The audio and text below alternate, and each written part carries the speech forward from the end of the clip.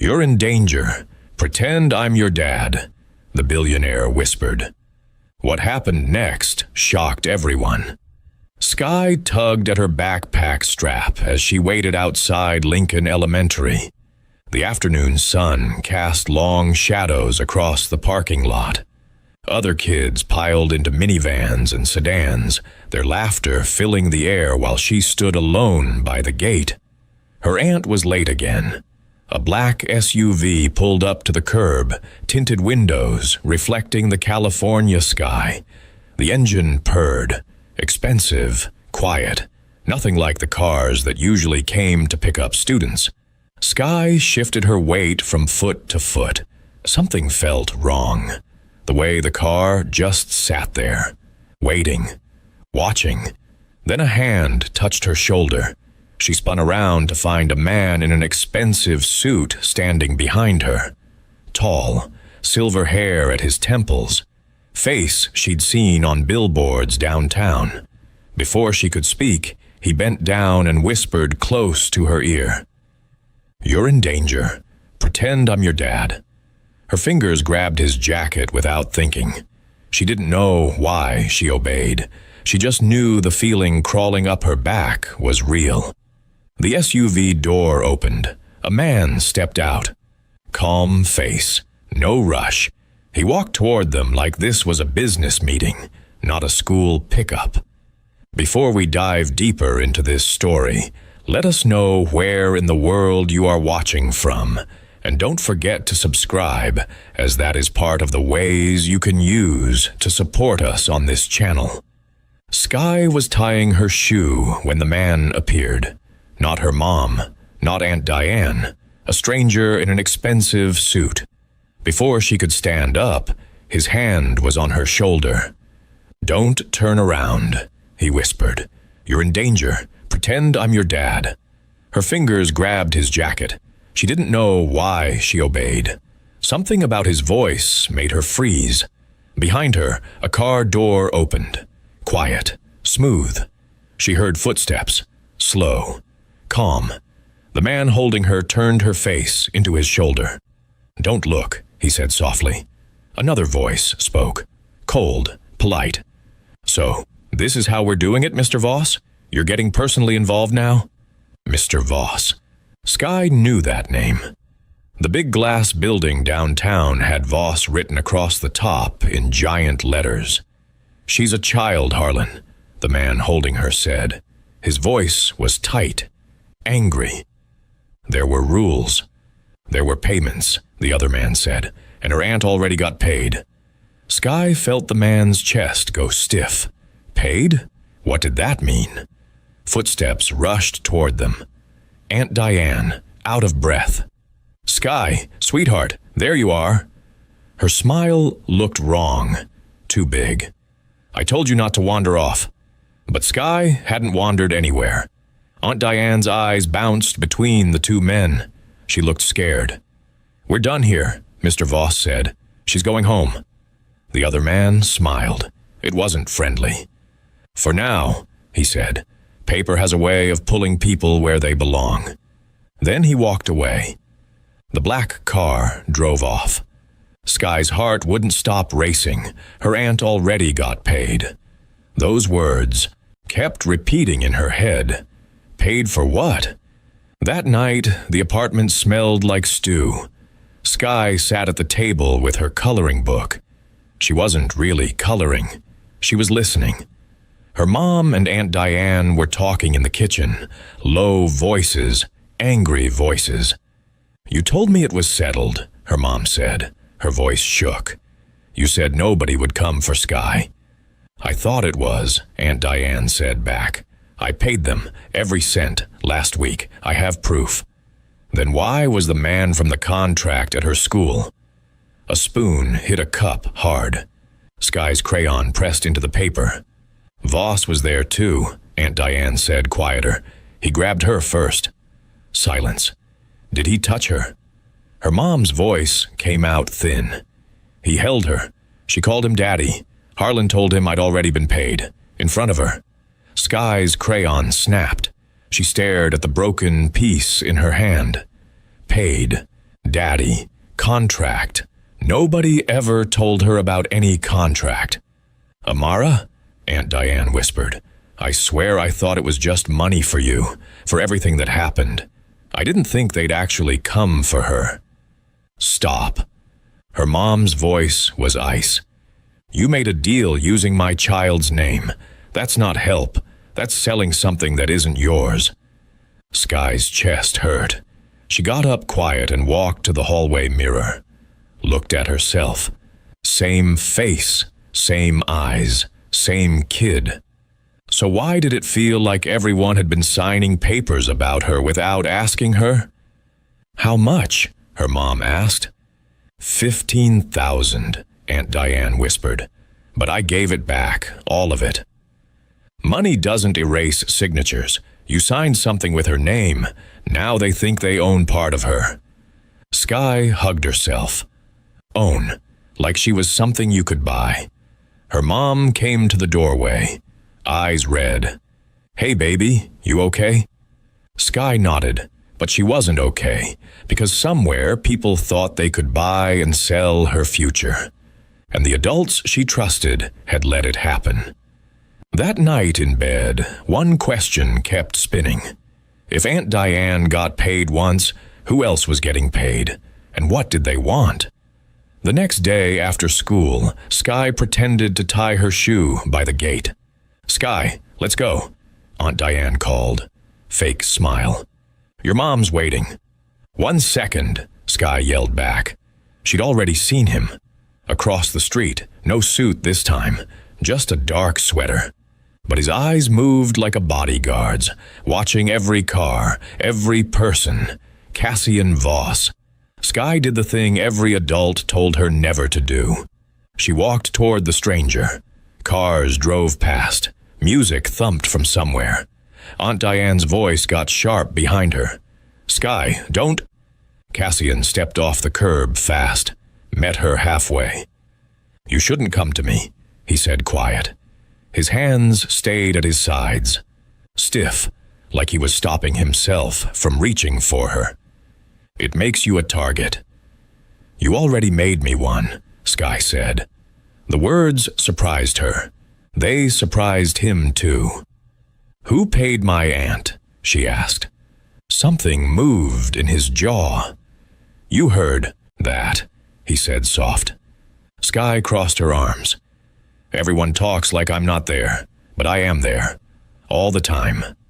For the first time, something changed in his face. Respect, maybe. All right, he said.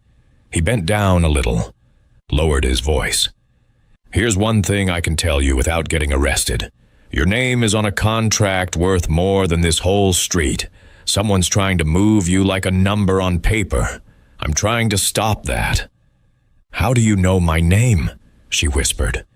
Because I signed the paperwork, he said. The day you were born.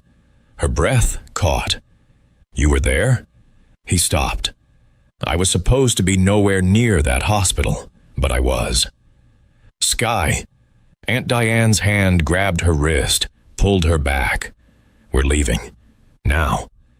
Cassian stood up straight, called after them. Ask your mother about that day. Ask her why my lawyer was in the waiting room. Sky didn't look back, but she heard every word. That night, her mom sat on her bed, didn't turn on the light, just sat there in the dark. Mama, Sky whispered, did you know Cassian Voss when I was born? Her mom's hand stopped moving on the blanket. What did he tell you? He said he signed something the day I was born. He said his lawyer was at the hospital. Why would a lawyer be there? Her mom breathed out slow, like she'd been holding that breath for 7 years. Adults do stupid things when they're scared, she said finally. When I was pregnant with you, I didn't have a job, no insurance, barely had a place to sleep. Cassian had money, resources. Is he my dad? Sky blurted out. The question hung there, big, heavy. Her mom actually laughed, but it sounded wrong. No, your father is your father. Cassian is something else." "What?" "A reminder," she said quiet, "of how much of my life used to be written in contracts instead of choices." She stood up. "You are not for sale, Sky." "Then why did someone pay Aunt Diane?" Sky pressed. "And why did my teacher say my file has 2 last names?" Her mom turned fast. "What?" "At school, Ms. Rios asked if they should change it. She said it shows Sky Voss on one line and Sky Brooks on another." Her mom went completely still. "Go to sleep," she whispered. "That's not an answer." Her mom's voice dropped. "Tomorrow I'm going to the records office, and then I'm talking to your aunt." She closed the door soft. Sky stared into the dark, a last name she'd never used. Voss, written somewhere she'd never seen, on papers about her life, without anyone asking her. Saturday morning felt wrong. No cartoons, no pancakes, no music, just whispering. Sky crept down the hallway and stopped outside the kitchen door. "You told him where she goes to school," her mom said, low, furious. "You thought that was nothing." "I thought he was the safer monster," Aunt Diane hissed back. "He's the one with something to lose if this goes public." Sky backed away, quiet. If she walked in now, they'd stop talking, plaster on tired smiles. Ask if she wanted juice.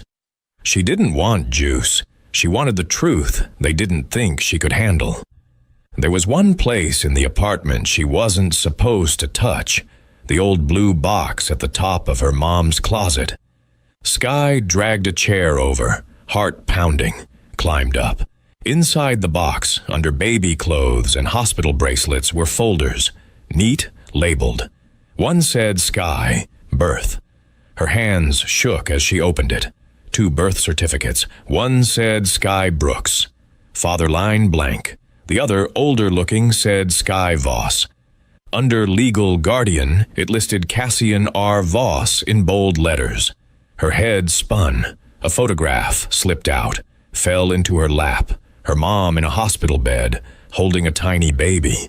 Beside her stood Cassian in a dark coat, not touching them, but close enough that the camera caught all 3 together. Someone had drawn a thick black line through his face. "Sky?" Her mom's voice cracked from the doorway. Sky looked up, both copies of her life spread across the bed. Her mom's eyes filled, not with anger, something worse, fear. "You weren't supposed to see that," she whispered. "How many names am I supposed to have?" Sky whispered back. Before her mom could answer, Aunt Diane's phone buzzed loud on the dresser. A message lit up the screen. "Final review Monday. Guardianship transfer for Sky Voss must look clean." Sky didn't understand all the words. She understood the feeling.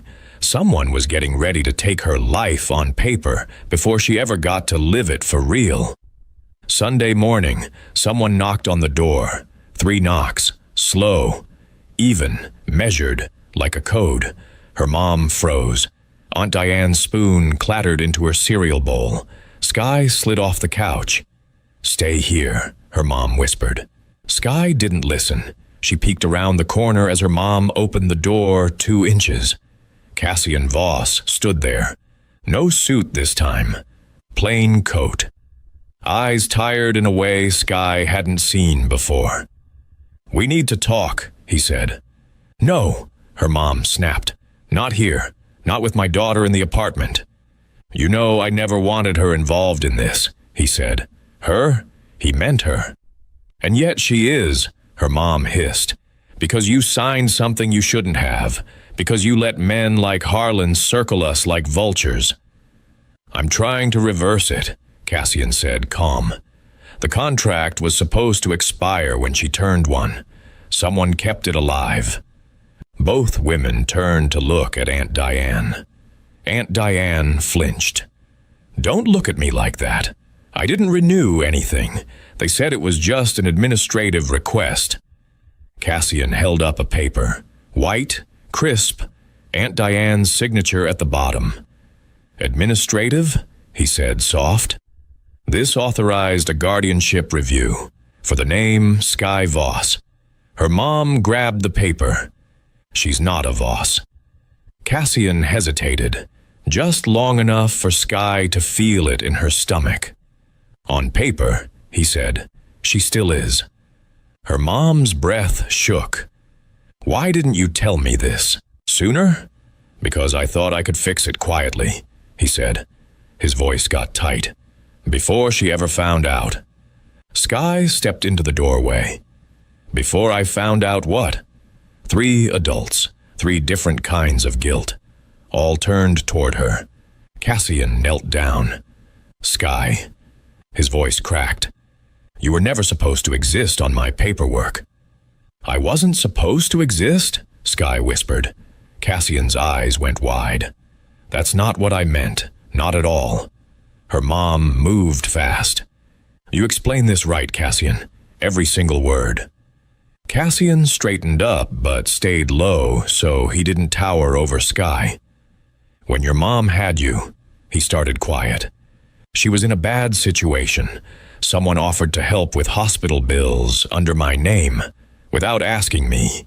They used my legal team, my foundation, my signature stamp. It was supposed to be simple. Pay the bill, walk away. So why is my name on your papers? Sky asked. He swallowed hard. Because someone added you to a list of children I was supposed to check on.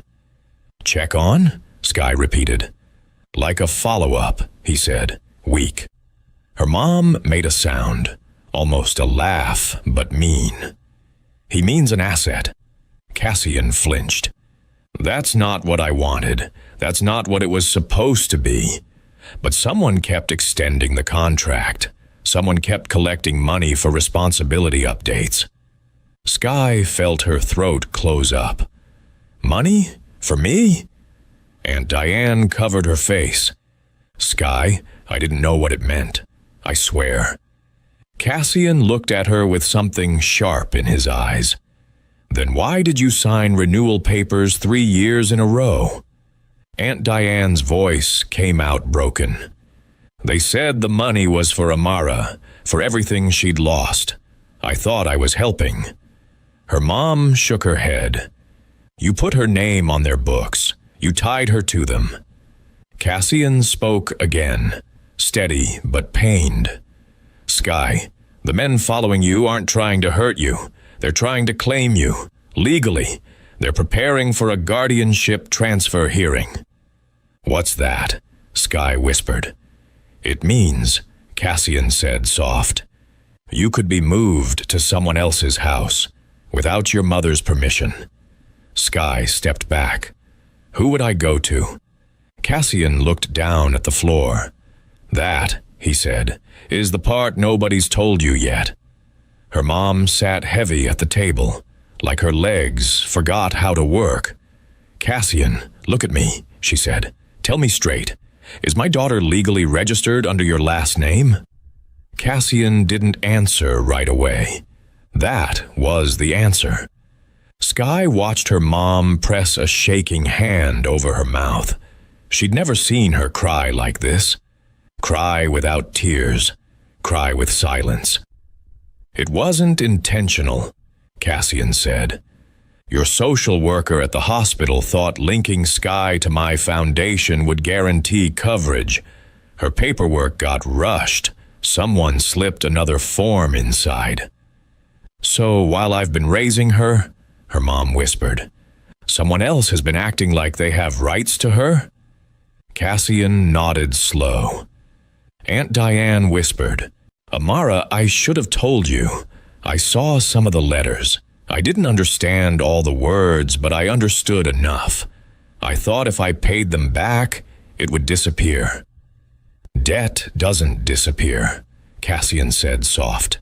Not when a child's name is involved. Sky hugged herself. Mama, am I getting taken away? Her mom pulled her close, tight. You're not going anywhere. You hear me? Cassian looked away. Sky noticed. "Mr. Cassian," she whispered, "why did you tell me to pretend you were my dad?" He let out a long, painful breath. "Because the company managing your contract believes you belong with the person who signed your earliest legal documents." Her mom went stiff. "And who's that?" Cassian's voice came out almost too quiet to hear. "Me." The room went silent. Sky grabbed her mother's shirt tighter. Her mom leaned forward, eyes burning. "You don't want custody of her." "No," Cassian said fast. "Never. I'm trying to shut the whole system down, but they think I'm preparing to claim her. They think you're unfit because you allowed contract mismanagement." Her mom's mouth fell open. "They're building a case," Cassian said, "and Sky is the centerpiece." Sky didn't know what centerpiece meant, but she knew she didn't want to be one. After Cassian left, her mom tore the apartment apart, not angry, desperate. Old drawers, old boxes, old purses, everything. Sky followed quiet, holding her stuffed rabbit. "What are you looking for?" she whispered. "A letter," her mom said, breathless.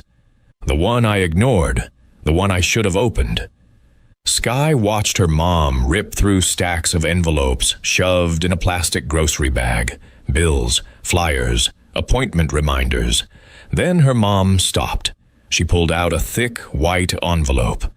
"Return address, Voss Foundation, Legal Division." Her hands shook opening it. Sky stood on her tiptoes to see. Inside was a printed notice with her name in big letters. "Sky Voss, Annual Welfare Review Required." Aunt Diane gasped.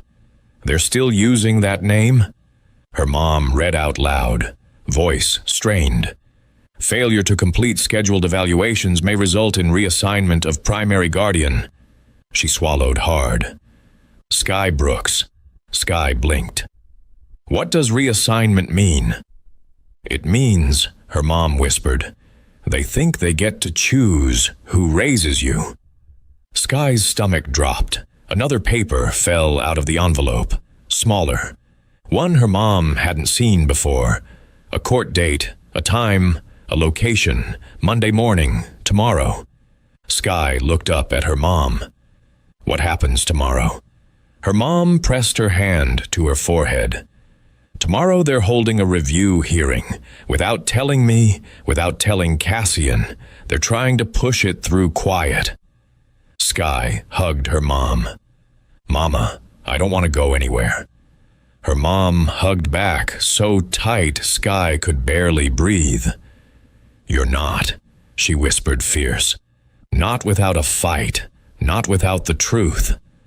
Aunt Diane stepped forward, voice shaking. "There's something else. Something I never told you. Something I should have told you the day she was born." Her mom looked at her sister. "Diane," she whispered, "don't you dare." But Sky interrupted soft. "I want to hear it."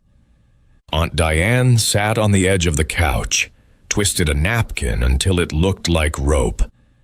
"Sky," she said careful, "do you know what a provisional guardian is?" Sky shook her head. "It's someone listed as the backup parent, in case something happens to the real ones.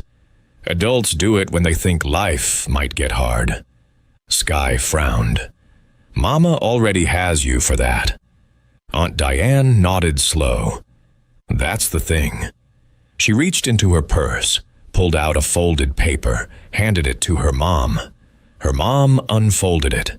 Her face went white. "No," she breathed. "This can't be real." Sky leaned closer.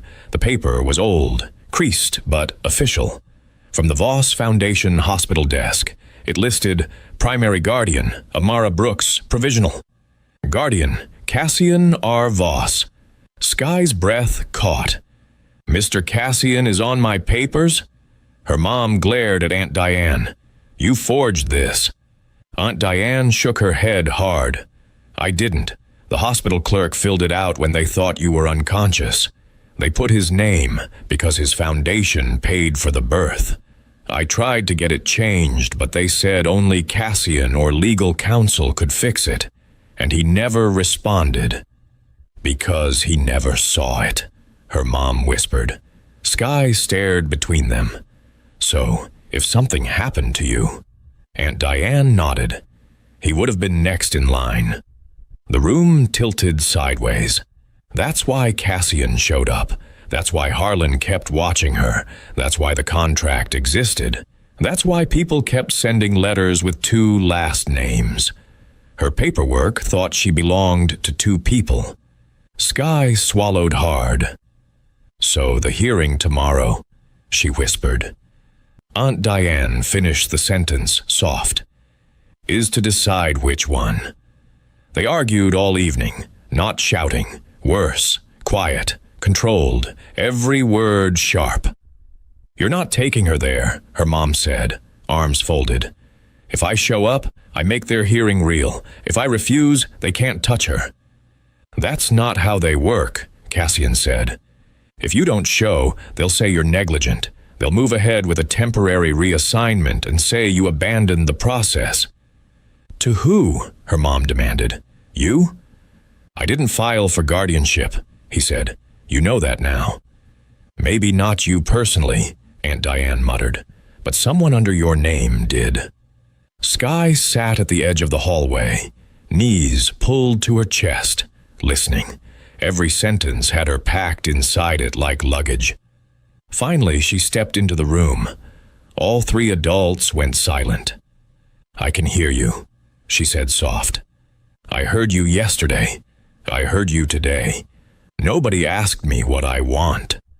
Her mom's face softened. Baby, of course we... If tomorrow is about deciding where I live, Sky went on, then I want to be there. Cassian shook his head fast. Absolutely not. It's not a space for children.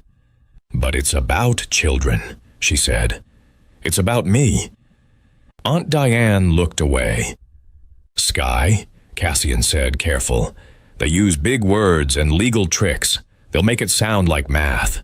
You don't need to hear strangers measure your life in percentages. She swallowed. If I'm the one in the middle, I should hear everything. The room stayed frozen. Finally, her mom said, if she stays home and they move without us, she'll grow up wondering what was said. I'd rather she hates what she heard than fears what she didn't. Cassian closed his eyes for a second. Fine, he said. Tomorrow you sit in. No one talks to you directly. You answer no questions. You just listen. Agreed? Sky nodded. For the first time, the fear felt different. Not smaller, but less like drowning alone. The hearing wasn't in a court like on TV. No judge's robe, no wooden benches, just a plain building with 2 bright lights and a sign that said Family Welfare and Trusteeship Office. Sky thought the word welfare sounded kind. The waiting room did not. Chairs in stiff rows, a water cooler that gurgled too loud, a clock that ticked like it was impatient. At the far end, a glass window with a woman behind it typing. Cassian checked in with her, then sat on one side of Sky. Her mom sat on the other. Aunt Diane sat 2 chairs away, twisting her ring. Sky's feet didn't touch the floor. She swung them gentle. Tried to look everywhere except the door marked Hearing Room 3. On a side table sat a stack of folders. The top one had a yellow, sticky note. Pending transfer. She could see a corner of a photo clipped inside. Another kid's face. Eyes wide in the harsh flash. How many of us are there? She whispered. Cassian followed her eyes. Too many. Did you fix this for the others? Sky asked. Trying, he said. You're the only one I found before the hearing date. Aunt Diane flinched. A man in a gray suit stepped into the waiting room. Not Harlan, someone thinner. Tablet in his hand, official badge on his chest. Cassian Voss, he called. Cassian stood. Her mom squeezed Sky's hand. "Remember," she whispered, "you don't have to speak." Sky nodded, though every part of her wanted to.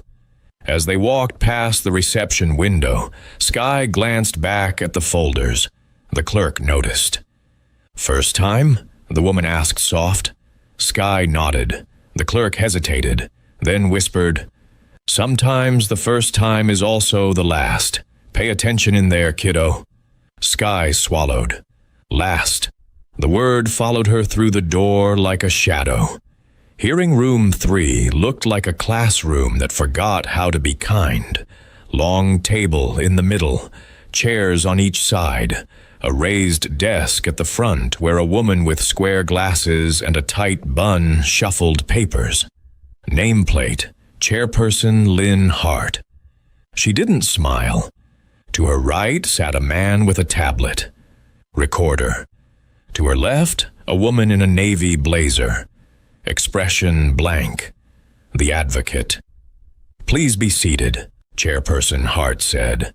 Her mom guided Sky to a seat at the far end, where she could see but not be in the center.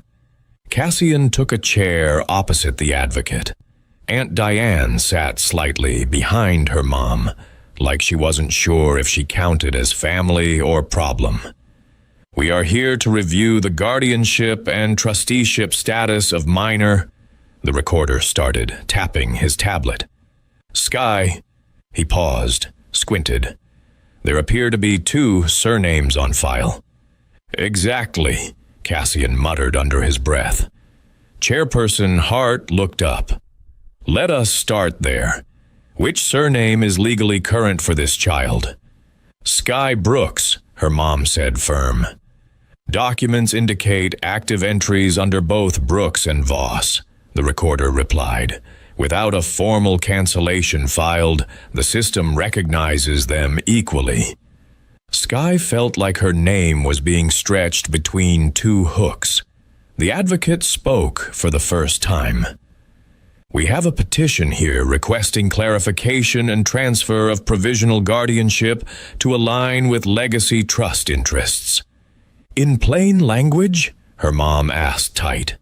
The advocate folded her hands. "Someone with legal standing has asked us to decide who, on paper, Sky belongs to." "She belongs with me," her mom snapped. "Our job," Chairperson Hart said even, "is to determine whether the existing records support that or contradict it." Sky shivered. "If you're evaluating records," Cassian said, "you should also evaluate how those records were created. Many of them under my name were not authorized." The advocate raised an eyebrow. "Then why is your signature on the original hospital file listing you as provisional guardian?" Cassian's jaw tightened. Because someone wanted him there. But not for the reason anyone in this room thought. They talked about her like she was a math problem. "Mr. Voss, did you receive quarterly updates on Sky's welfare status?" "No, they were intercepted before reaching me." "Ms. Brooks, did you respond to the welfare review letter sent 6 years ago?" "No, I never saw it." "Ms. Diane Brooks, did you sign any financial documents referencing Sky Voss?" "Yes, I thought they were compensation, not leverage." Sky listened to her whole life boiled down to yes and no. Chairperson Hart's pen scratched nonstop. "The Voss Foundation," the advocate said, "holds a dormant trust in this child's name. If activated, it would grant her significant voting rights in a merged corporate structure. This creates potential conflicts if her upbringing is managed by parties misaligned with the trust's stated values." Sky didn't understand half the words. She understood the part where her life was worth significant anything. "So she's valuable," her mom said faint. "That's what you're saying." "We're saying," the advocate replied, "that whoever guides her now effectively shapes a future controlling interest. We have a responsibility to ensure that guidance is appropriate. Appropriate by whose standards? Cassian asked. The trust creators, the advocate said. You should know. You chaired the committee. Cassian's jaw flexed. Sky leaned toward her mom. What's a trust? She whispered. It's when money is kept somewhere safe for later, her mom whispered back. Supposedly. So I have money? Sky asked, confused. On paper, Cassian said, quiet, overhearing. But as long as the wrong people hold the paperwork, it doesn't belong to you. It belongs to their plans. Chairperson Hart cleared her throat. Let us move to the petition itself.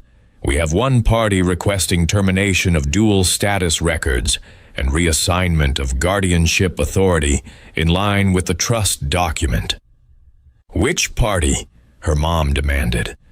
That, the chairperson said, is where this case becomes unusual. Sky's heart stumbled, because up until now everyone assumed the fight was between two names, but the person who filed the request might not be either of them. Wait. Who do you think filed this request? A grandparent who's supposed to be dead? Someone else entirely? Comment your theory right now. I'm seeing some wild guesses already and I love it. And if you're not subscribed yet, what are you waiting for? This story is about to take a turn that's going to leave you speechless. Hit that subscribe button so you don't miss what happens next. Trust me, you do not want to miss this reveal. Chairperson Hart tapped the folder in front of her. Due to the financial scale involved, she said, the petitioner requested temporary anonymity pending today's verification.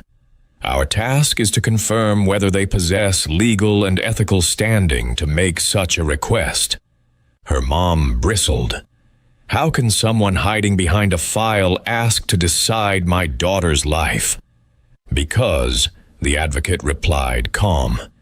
Someone funded the original trust. Someone authorized the use of Mr. Voss's name. Someone has been quietly paying renewal fees every year to keep this file open. Sky's fingers dug into her chair. Someone had been paying to keep her in their story. This person, Chairperson Hart continued, claims to be neither seeking custody nor financial benefit, but to correct an old mistake in the record. Cassian's eyes narrowed. Correct how? By forcing a choice, the advocate said, by closing one name. Silence sank over the room. Sky's throat felt dry. They're erasing me, she whispered. No, Cassian said quick. They're trying to erase one version of you. Chairperson Hart opened the folder at last. Sky's heart hammered so hard she could hear it. The petitioner, Hart read, is listed as the originating sponsor of the hospital account under which Sky's file was created. Her mom frowned. That wasn't me, and Cassian already said it wasn't him. Hart adjusted her glasses. The name, she said slow, is classified under sealed records, but the relationship line is visible. She looked up. It says biological grandparent. Her mom's face drained of color. Aunt Diane's hand flew to her mouth. Cassian went very still. Sky stared between them, pulse roaring in her ears. I don't have a grandparent, she whispered. You said they were all gone. No one answered. Chairperson Hart closed the folder halfway. Per policy, she said, we can defer revealing the full identity until we confirm consent from the petitioner to speak on record. The recorder nodded, already reaching for another file. Sky's world tilted. Somewhere out there, someone she'd been told didn't exist, had been quietly writing checks to keep her name alive on paper, and they wanted a decision made. Chairperson Hart's phone buzzed. Everyone watched as she read the screen. Her face shifted. something between shock and recognition. "The petitioner has authorized disclosure," she said, slow. "In full." Sky held her breath. Hart opened the file again. One page, one line. She cleared her throat. "The biological grandparent listed is Imani Voss." Cassian jerked upright. "What?" Her mom's face went white. Aunt Diane whispered, "Oh my God." Sky blinked. "Who's that?" Cassian ran a shaking hand through his hair. "That's not possible. Imani, she's—" Her mom finished the sentence. "Your mother." Sky stared at Cassian. "Your mom is my grandma?" Cassian's eyes filled. Stubborn, angry, stunned tears he didn't want to show in public. "She's been dead for 6 years," he whispered. Chairperson Hart slid another document forward. "Not according to these records." Sky's heartbeat pounded in her ears. Dead people didn't sign papers. Dead people didn't renew contracts. Dead people didn't choose guardians. Unless... Sky looked up at Cassian. "Why did your mom put me on your papers?" she whispered. Cassian didn't have an answer, but he looked terrified that one existed. The hearing recessed to verify documents. Adults argued with officials. Phones rang. Legal terms flew like arrows. Sky sat alone in a corner chair, forgotten, again, until the advocate approached her quiet. "You remind me of her," she said. "Who?" Sky whispered. "Imani Voss." Sky studied the woman's face. "You knew her?" "Yes," the advocate said. "She mentored me, before she disappeared." "Disappeared?" Sky breathed. "Not died?" The advocate glanced at Cassian, making sure he wasn't listening. "Imani didn't vanish because she was sick," she said soft. "She vanished because she discovered a list of children tied to corporate contracts, children who would eventually inherit voting rights they never agreed to." Sky's stomach flipped.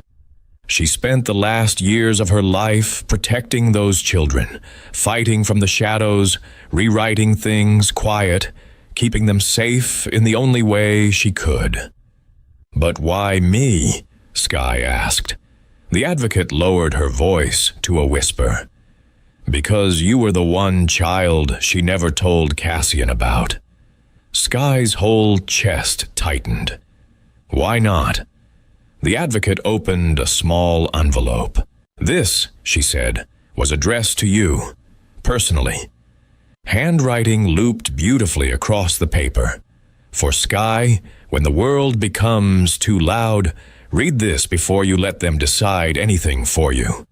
Imani Sky unfolded the letter. One sentence leaped off the page. "I hid you to protect him." Her hands shook. Protect him? Cassian. Why would her grandmother hide her to save him? The advocate touched her shoulder. "You were never the problem, Sky." "Then who was?" Sky whispered, but she already knew the answer. The problem was Cassian. Her mom noticed Sky holding the letter. "What's that?" she demanded. Sky handed it to her. Her mom read it once, then again. Her eyes widened like windows thrown open in a storm.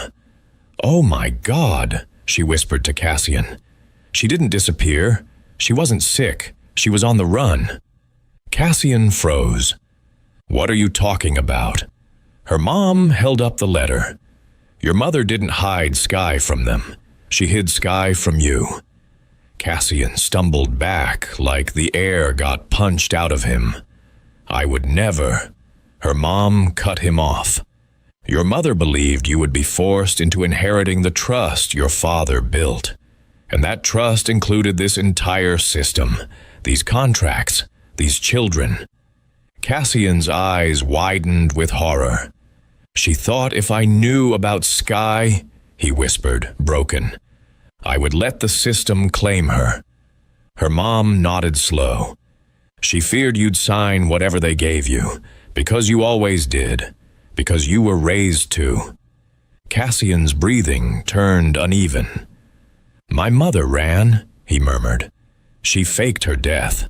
She protected a stranger's child because she didn't trust me to choose people over power. Sky stepped closer. So I'm the reason she disappeared? Cassian knelt, face crumbling. No, he whispered. No, she disappeared because I wasn't strong enough to protect you. She did what I didn't know how to do. Sky's voice trembled. Am I your family? Cassian didn't answer. Not because he didn't want to, but because he finally knew the truth. Imani hadn't protected Sky from the system. She'd protected Sky from her own son. The officials called everyone back in. Chairperson Hart adjusted her papers. We have new information. Cassian stood behind Sky like a shield, not because the rules said he had to, but because the truth had shattered him. The petitioner, Imani Voss, Hart continued, filed a request before her disappearance to remove Cassian Voss's legal authority over any trust children unless he met strict conditions. Cassian blinked. Conditions? Hart read. To separate Cassian from the inheritance system and prove he is capable of protecting a child without financial motive. Sky gasped soft. She made a test, Cassian whispered. For me. Hart continued. Until such conditions were met, all provisional guardianship is transferred to the child's biological family line through the mother. Her mom covered her mouth. Sky squeezed her mother's hand. And, Hart added, Imani left a handwritten directive for this board. She lifted a small note. This child is not transferable under any circumstance. Her record must be restored to the name she lives under. Her trust remains dormant, inaccessible until she is ready. She is not a number. She is not a vote. She is a child, and she belongs with her mother. Her mom broke. Cassian bowed his head, tears finally falling. Aunt Diane sobbed silent. And the contract? Cassian asked. It is hereby void, Hart said. Sky's knees nearly buckled with relief. But then Chairperson Hart cleared her throat again. One more thing, she said. The room held its breath. There is a second directive addressed to the child. Sky's heart thudded. To be opened privately with Cassian present. A small room, a table, 2 chairs. Cassian and Sky sat together, facing the sealed envelope left by Imani Voss. Sky slid her tiny thumb under the flap and opened it. Cassian watched, shaking. Sky unfolded the letter. Her eyes widened, then widened more. She read it once, twice. Her breath hitched. Mr. Cassian, she whispered, I think you need to read this. He took the paper with trembling hands. His eyes scanned the page, and everything in him shattered. The letter said, Cassian, if you're reading this, it means Sky is safe. Good. Now you must know the truth. She is not just tied to your paperwork. She is tied to your past. Your father had another child, a daughter. He hid her. He hid Sky's mother. Sky is not just a contract. She is not just a name. She is your sister's daughter. She is your niece. And you are her only living Voss blood relative. Protect her better than you protected me. Imani. Cassian's face collapsed. Sky stared up at him. I'm your niece, she whispered. Cassian nodded slow, tears striking the table. And I almost let a system take you, he choked. Sky reached out, small hand touching his trembling one. You didn't know, she whispered. Cassian looked at her like she was the last piece of his mother he'd been given a second chance to protect. I didn't know, he repeated, voice breaking. But I do now, and I'm not letting anyone write your story again. Sky leaned into him. For the first time, he didn't look afraid. He looked like family. Outside the hearing room, her mom waited, pacing. Aunt Diane sat with her head in her hands, When the door opened, her mom rushed forward. "What did it say?" she asked. Cassian handed her the letter. Her mom read it, hand over her mouth. "Your father had another daughter," she whispered. "He hid my entire existence." Cassian nodded. "And my mother spent her last years protecting Sky from the same system that destroyed her own life." Her mom looked at him different now. Not with anger, with something else. Understanding, maybe. "So you really didn't know," she said soft. "I didn't know," Cassian said. "But I should have asked more questions. I should have fought harder against the system I inherited instead of just managing it." Sky stepped between them. "So what happens now?" she asked. Her mom knelt down, pulled her close. "Now you come home with me, where you've always belonged." Cassian knelt too. "But I'd like to be part of your life," he said quiet. "If you'll let me, not as a guardian, not on paper, just as family." Sky looked at her mom. Her mom nodded slow. "Family," she said. "On our terms, no contracts, no paperwork, no lawyers deciding for us." Cassian's voice cracked. "No contracts." Sky looked between them. Her mom, who raised her. Her uncle, who didn't know she existed until now. "Can I have both?" she whispered. Her mom smiled through tears. "Baby, you always could. We just had to fight to make it real." They walked out of the building together. The California sun was bright, warm. Sky held her mom's hand on one side. Cassian walked on the other, not holding her hand, not yet, but close enough that she knew he wouldn't disappear. Aunt Diane followed behind, quiet, guilty, but there. "What about the other kids?" Sky asked. "The ones in the folders." Cassian stopped walking. "What about them? Are you going to help them too?" she asked. Cassian looked at her mom, then back at Sky. "Yes," he said. "I am, starting today." Sky nodded. "Good," she said, "because nobody should have two names they didn't ask for." Her mom squeezed her hand. Cassian smiled. Small, broken, but real. And for the first time in 7 years, Sky's name belonged only to her. The twist was complete. Sky wasn't being taken away. She was being returned. To herself, to her mother, to the family she never knew she had. And this time, nobody else got to write the ending. The drive home was quiet. Not the bad kind of quiet. The kind where everyone's too tired to pretend anymore. Sky sat in the back seat, watching streetlights slide past. Her mom drove, Aunt Diane in the passenger seat. Cassian followed behind in his own car. When they pulled up to the apartment, Cassian didn't leave. He stood by his car, hands in his pockets, looking lost. Her mom noticed. "You coming up?" she asked. He hesitated. "I don't want to overstep." "Cassian," her mom said firm, "you're family now. That means you get to overstep sometimes." Something broke in his face. Relief, maybe. They climbed the stairs together. Inside, Aunt Diane made coffee. Her mom pulled out leftovers. Cassian sat at the small kitchen table, looking around like he'd never seen a regular apartment before. "This is where she grew up," he said quiet. Her mom nodded. "Every day. Right here. While I was in a tower with her name on paperwork I never read." His voice cracked. "How do I make that right?"